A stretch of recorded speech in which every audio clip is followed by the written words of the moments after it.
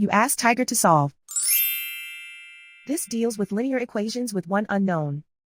The final result is L equals 33. Let's solve it step by step. Group all L terms on the left side of the equation. Add L to both sides. Group like terms. Simplify the arithmetic. Group like terms. Simplify the arithmetic. Group all constants on the right side of the equation. Subtract 21 from both sides. Simplify the arithmetic.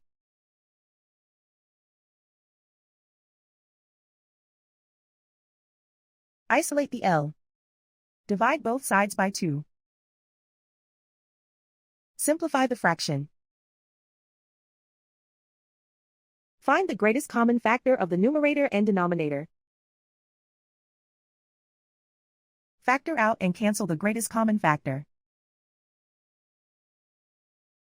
And so the final result is L equals 33.